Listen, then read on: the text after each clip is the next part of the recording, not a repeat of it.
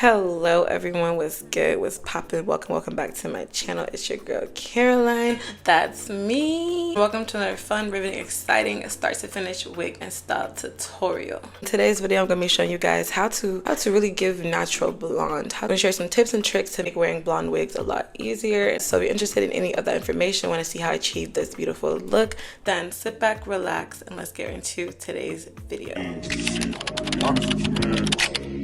Bad things, fine as hell, thick as fuck, oh my god, that's my baby, Caroline. I'm a firm believer that as black women, we can rock any color under the sun. Like, if anything, just throw on a beat face and it's gonna be a look.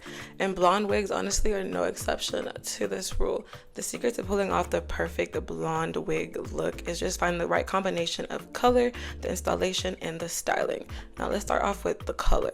All blondes are made the same, okay? They can range from the very infamous yellow 613 down to more muted brownish blonde colors, but the one shade that I see consistently complement all skin tones without fail is a cool tone blonde, which is also known as an ash blonde. This color is so good on all skin tones that right now it's trending as like the official black girl blonde color. Now, as much as this color is beautiful, it's also a bit tedious to get. You have to do a lot of like toning, bleaching, and it can be expensive if you know about dyeing hair, especially blonde hair. I'm so grateful for modern day hair companies like the Sorny Hair Company, which is the sponsor of today's video, who offer already pre-colored wigs. This wig came perfectly toned. It's not yellow, it has like a bit of a green tone like some other companies that I see when I make this ash blonde color. It also has some really nice highlights on it. Based on the blonde wigs that I have been working, this one was sent to me perfectly toned. Like, I cannot stress that enough.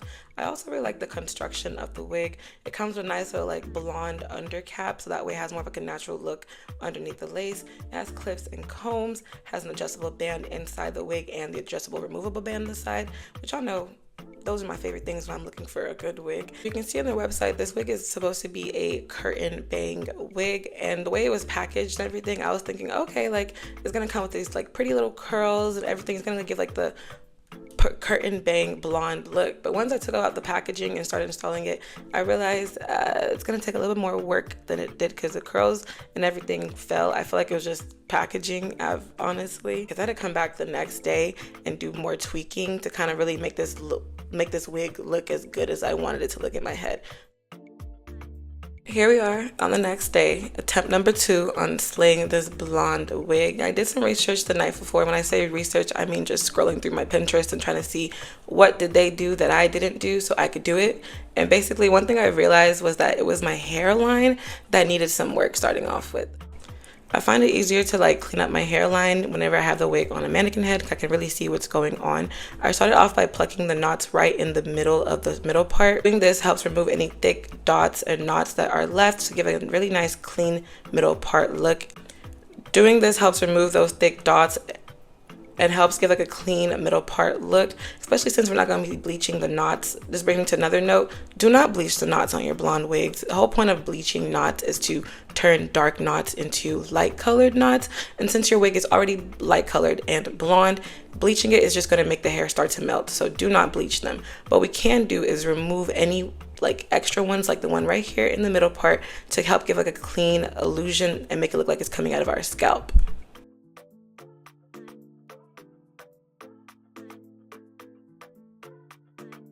Now that I've cleaned up the part, I wanted to go ahead and address the hairline itself.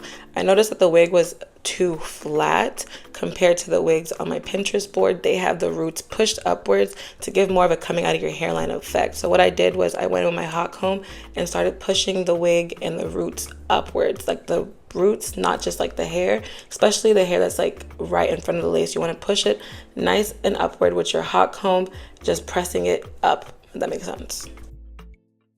Next, I did some light plucking, but not too much because the knots on this wig are very hard to remove, which I found kind of common with blonde wigs.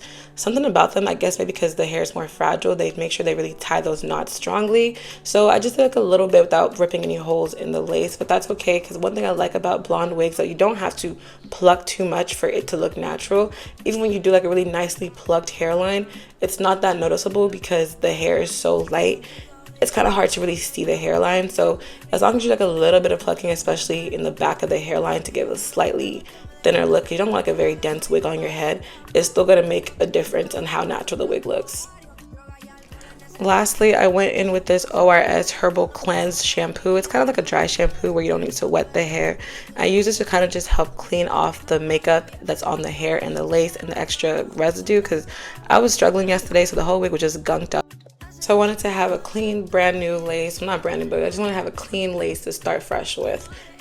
And voila, with those little tweaks, the wig is already looking a lot better. Now let's get into the installation portion. Before I put the wig on my head, I went ahead and just tinted underneath the lace.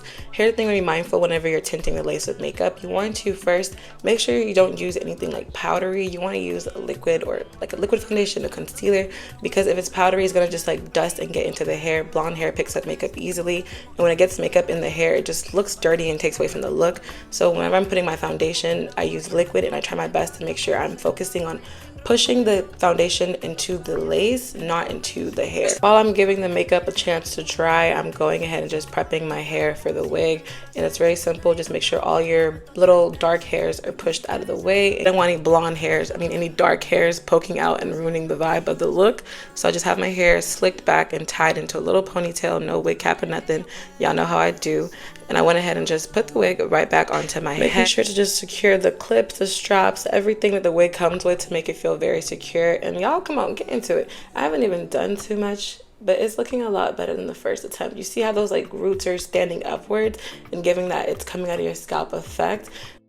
To make the hair look even more realistic, I had to do some extra trimming of the lace. I feel like with blonde wigs especially, you want to make sure you're cutting off as much excess lace. When I say excess lace, it's the lace that has like literally no hairs on it. And to cut off the excess lace, I am using my razor. I prefer to use a razor for this because it's going to give a really natural raw edge cut to your lace versus using scissors. So it's going to like really just blend into your forehead or hairline a lot better.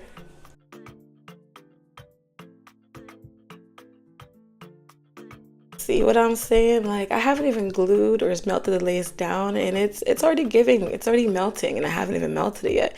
But get into the melting, right? I like to use the Ebon Wonder lace spray. It's a glueless spray, literally just a hairspray that is formulated for your lace but comes off with water.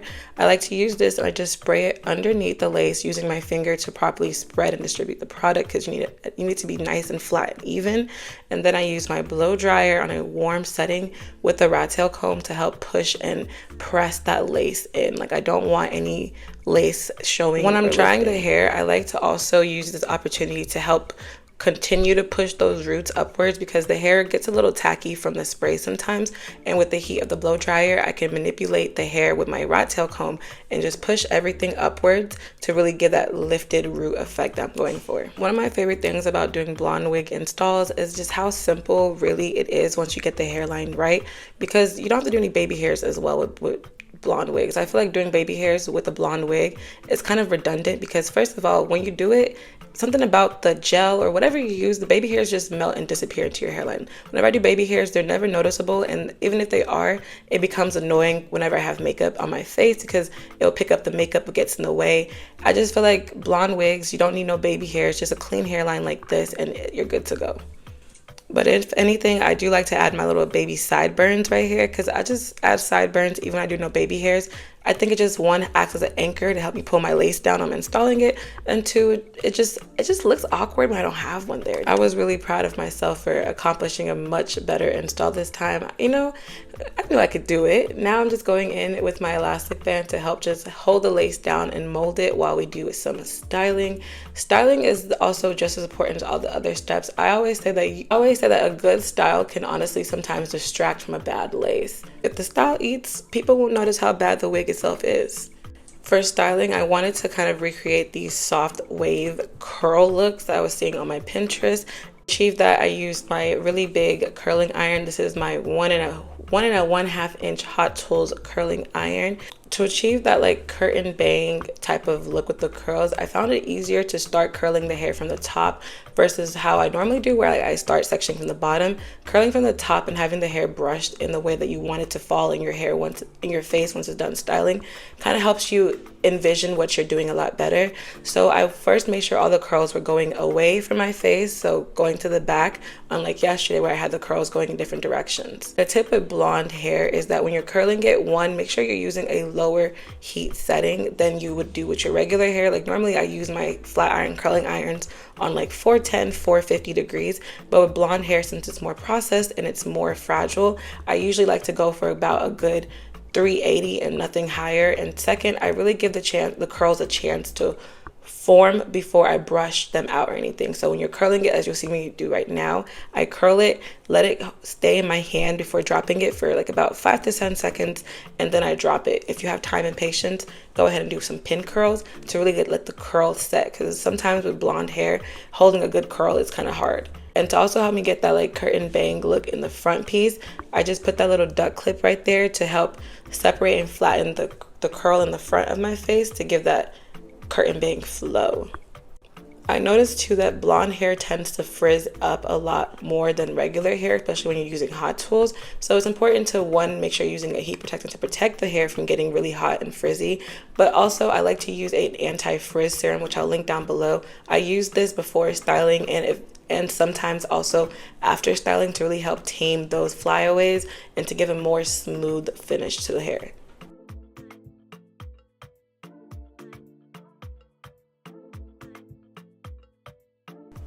Once I finished curling the hair on both sides, I went in with a wide tooth comb, not a brush. I found for this like look, you want to comb the hair out versus brushing it. So I use this wide tooth comb to just brush everything out, and now it's all about manipulating the curls, playing with it here and there to get it to be shaped the way it is. Like I feel like a lot of times the curls don't come out right at first, but you just got to keep combing, using your fingers to tweak and push the hair where you want it to be, and it will eventually form that shape that you're looking for.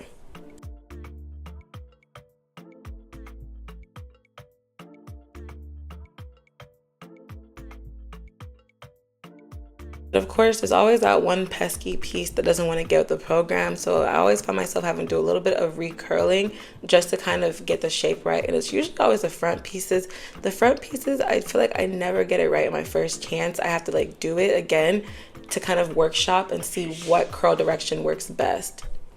Now I'm going in with a rat tail comb, which has like more finer teeth to really help shape the hair. Something I did just for this video, and I realized it actually worked a lot better for shaping than the wide tooth comb. So I just use that rat tail comb and just start brushing areas, and just really, as you can see visually, I'm forming that wave curl that I want, and I'm pressing the hair down in some places and just pushing it left and right. I don't know how to explain it verbally, but visually I hope it makes sense. And to help me set the hair in the spot that I want it to be set, I go in with my Got To Be hairspray and just spray the portions where I want to stay in that shape.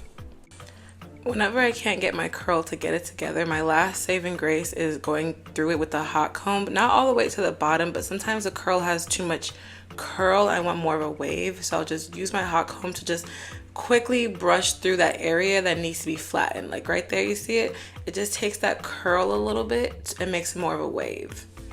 And you can't, of course, forget to flatten the top of your head. I did a lot of flattening on the mannequin head, so I didn't have to do too much on my head, but I missed some spots here and there. But just make sure your wig is nice and flat, but not on the roots. Roots pushed up, but the top flat for that like coming out of your scalp effect.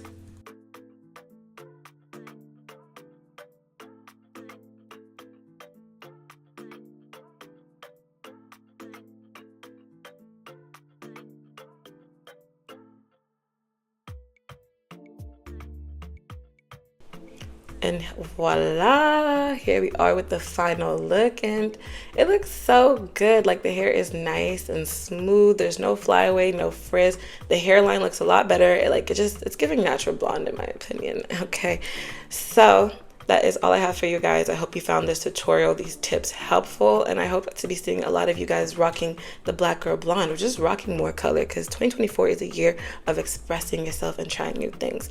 But with that said, I hope to see you guys in another one. Make sure you like, comment, and subscribe, and peace out, Girl Scouts. Goodbye.